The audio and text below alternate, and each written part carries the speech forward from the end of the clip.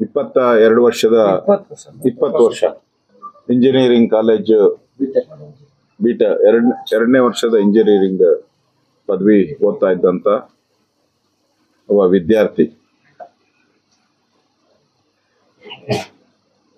Cricket fan ಅಂತ ಹೇಳ್ಬಿಟ್ಟು ಕೊಹ್ಲಿ ನೋಡಕ್ಕೆ ಹೋದಂತ ಸಂದರ್ಭದಲ್ಲಿ ಸ್ಟೇಡಿಯಂ ಇರಲಿಲ್ಲ.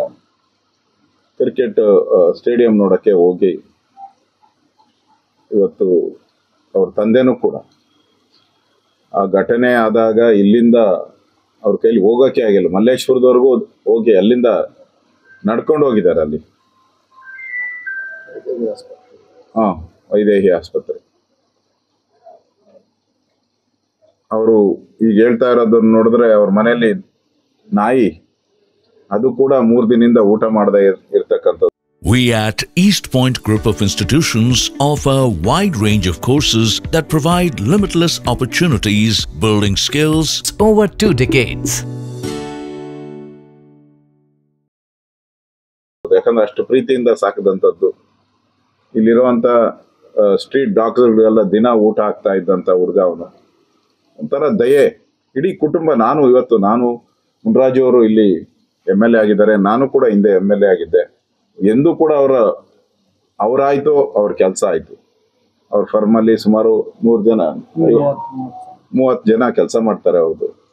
ಅವರೇ 30 ಜನಕ್ಕೆ ಅನ್ನ ಕೊಡುವಂತ ಒಂದು ಶಕ್ತಿಯನ್ನ ಭಗವಂತ ಕಟ್ಟಿದ್ದಾನೆ. ಸ್ವಂತ ಸಾಮರ್ಥ್ಯದ ಮೇಲೆ ಬೇಲೂರು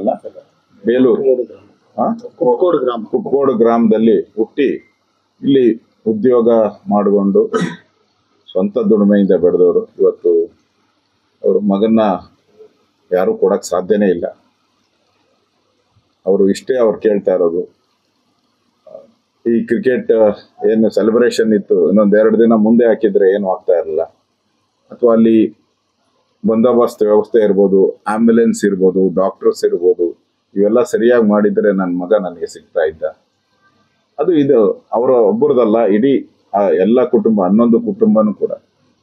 ನಾನು ಆಸ್ಪತ್ರೆಗೆ ಹೋದಾಗ ನಾನು ಕೂತು ಅವರೇ ಹೇಳ್ತಾ ಇದ್ರಲ್ಲ, ಆಸ್ಪತ್ರೆಗೆ ಹೋದಾಗ ಕೂತು ಎಲ್ಲ ಏನು ಹಾಸ್ಪಿಟಲ್ ಡಾಕ್ಟರ್ಸ್ ಇರ್ಬೋದು, ಪೊಲೀಸ್ ರಿಪೋರ್ಟ್ ಇರ್ಬೋದು, ಇದೆಲ್ಲ ಕೂತು ಅಲ್ಲೇ ಸುಮಾರು 1 ಗಂಟೆಗಳ ಕಾಲ ನಾನು ಕೂತಿದ್ದೆ.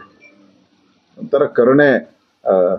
ಅಂದ್ರೆ ಇಡೀ ದೇಶ RCB ಇತಿಹಾಸದಲ್ಲೇ ಒಂದು ಕರಾಳ ಅಧ್ಯಾಯ ಆಗೋಗ್ತಿದೆ.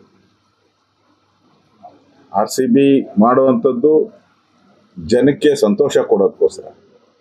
ಆದರೆ ಈ RCB ಜನರಿಗೆ ನೋವನ್ನ ಕೊಟ್ಟಿದೆ. ಈ RCB ಇಲ್ಲಿ ನಾವು ಯಾವುದು ರಾಜಕಾರಣ ಮಾಡುವಂತ ಸಂದರ್ಭನೂ ಅಲ್ಲ, ಪ್ರಮೇಯನೂ ಅಲ್ಲ. ನ್ಯಾಯ ಸಿಗ್ಬೇಕಷ್ಟೆ.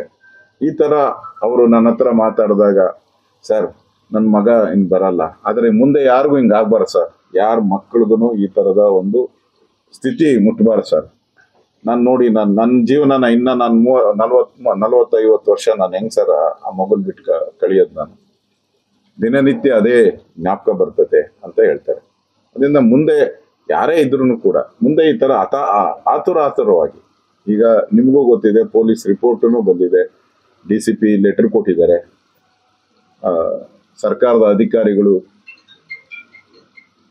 ಮಾಡಬಾರ್ದು ಅಂತ ಹೇಳಿದ್ದಾರೆ. ಇಷ್ಟೆಲ್ಲ ಹೇಳಿದ್ಮೇಲೂ ಕೂಡ ಮಾಡಿದ್ರಿಂದ ಅನಾಹುತ ಆಗಿದೆ ಅನ್ನೋದು ಈಗ ಜಗಜ್ಜಾಹೀರಾತು ಆಗ್ಬಿಟ್ಟಿದೆ. ನಾವೇನು ಮುಚ್ಚೋ ಪ್ರಶ್ನೆನೇ ಇಲ್ಲ ಇದರಲ್ಲಿ. ಇಲ್ಲಿ ಏನೋ ಮಾಡಬಾರ್ದು ಅಂತ ಹೇಳಿದ್ರು, ಪೊಲೀಸ್ ರಿಪೋರ್ಟ್ ಕೊಟ್ಟರು, ಮಾಡಿದ್ದಾರೆ, ಅದಕ್ಕೋಸ್ಕರ ಆಗಿದೆ ಅಂತ ಜಗತ್ತಿಗೆ ಗೊತ್ತಾಗ್ಬಿಟ್ಟಿದೆ.